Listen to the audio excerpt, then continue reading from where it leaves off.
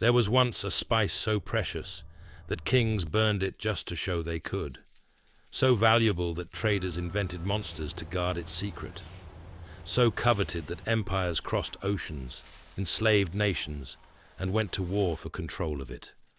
For most of human history, this humble curl of tree bark was worth more than its weight in gold. Emperors perfumed their dead with it. Merchants killed to keep its source hidden. This is the story of cinnamon. Welcome back to Herblore, where we uncover the real stories behind the world's oldest remedies. Cinnamon isn't a root or a seed. It's bark, the thin, fragrant inner layer of a tropical evergreen tree, peeled by hand and left to curl as it dries into the quills we know.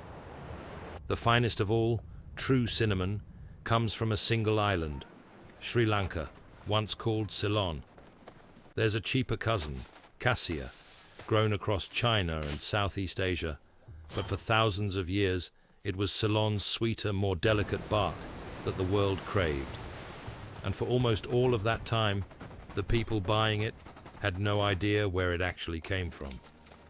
That mystery was worth a fortune, and the people who controlled it would do anything to keep it. Cinnamon's story reaches back nearly 4,000 years, and it begins as something sacred. In ancient Egypt, it was a spice of the gods. Embalmers used it in the long, secret work of preserving the dead, packing fragrant bark and oils to ready a body for eternity.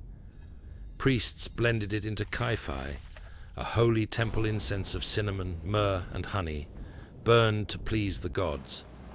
Around 1450 BC, Queen Hatshepsut is said to have sent a great expedition down the Red Sea to the land of Punt, returning with fragrant woods and spices fit for the temples.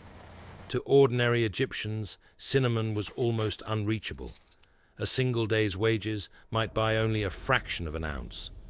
This was a scent reserved for gods, pharaohs, and the afterlife. From Egypt, cinnamon's reputation spread across the ancient world, and everywhere it went, it carried that same air of the holy. In the Hebrew scriptures, God instructs Moses to blend sweet cinnamon into a sacred anointing oil used to consecrate the temple and its priests. In the Song of Solomon, a lover perfumes her bed with cinnamon and myrrh. To the ancient mind, this was not a kitchen spice. Its scent was thought to bridge the earthly and the divine, something you burned in worship, poured in blessing, or saved for the most important moments of a life. And the rarer and more expensive it became, the more sacred it seemed, which raises the obvious question: if everyone wanted it so badly, why did no one know where it grew? The answer was a lie, a brilliant, profitable lie that lasted for centuries. The merchants who sold cinnamon guarded its true source like treasure, and to keep buyers from ever finding it themselves, they spun monsters out of thin air. The Greek historian Herodotus, writing around 430 BC, passed on the tale that giant cinnamon birds carried the sticks to their nests on sheer cliffs, and that gatherers had to trick the birds to steal them. Others swore the bark grew in deep valleys patrolled by winged serpents that had to be driven off with fire. None of it was true. There were no cinnamon birds, no guardian snakes, only a long chain of traders determined to hide a simple truth. But the stories did exactly what they were meant to do. They made cinnamon feel dangerous, exotic, and impossibly rare, and they justified a price close to highway robbery. Nowhere was the obsession greater than in imperial Rome. Cinnamon was stirred into spiced wine, worn as perfume, and displayed as pure status, far too precious to simply eat. And no one flaunted it more shockingly than the Emperor Nero. When his wife Poppaea died in the year 65, Nero reportedly ordered a full year's supply of Rome's cinnamon to be piled onto her funeral pyre and burned in a single extravagant blaze, a display of wealth so wasteful it stunned even the Romans. Not everyone was fooled by the mystique. The writer Pliny the Elder openly mocked the cinnamon bird story, grumbling that traders had invented such fables purely to drive up the price. He was right. But the fables kept working, because as long as no one knew where cinnamon came from, whoever controlled the secret controlled the gold. For roughly 800 years, Arab merchants kept the true source of cinnamon hidden, funneling it along secret sea routes and repeating the old myths to anyone who asked. By the Middle Ages, the spice reached Europe through the merchants of Venice, who bought it in the ports of the East and sold it to European royalty at staggering markups. Cinnamon helped make Venice one of the richest cities on earth. To own it was to announce your wealth. To serve it was to honor a guest. Kings paid in gold by the pound for bark that, unknown to them, had simply been peeled from a tree on a distant island. But secrets that valuable can't last forever.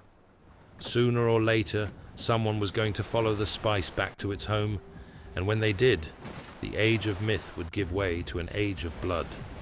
In 1505, a Portuguese fleet, blown off course, landed on the shores of Ceylon and found the island where cinnamon truly grew.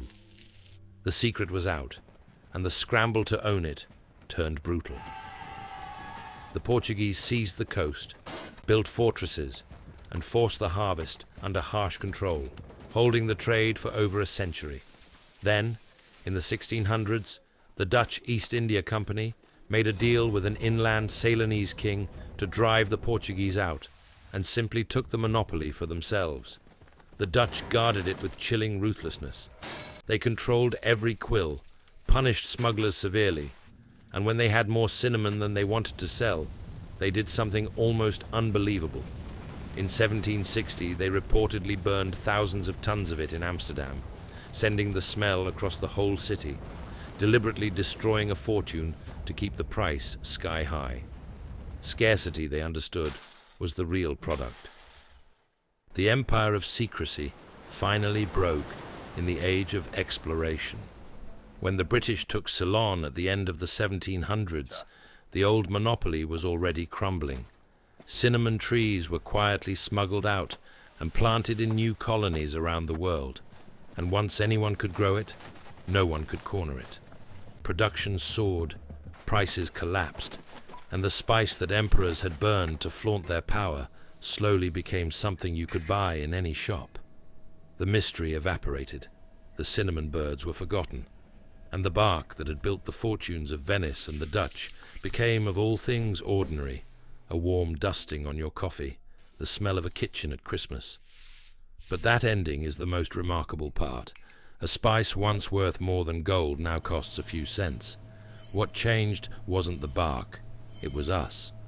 From the tombs of the pharaohs to the funeral pyres of Rome, from a lie about giant birds to wars fought across the world, cinnamon has never stopped being the golden bark, the humble spice people once treated as treasure.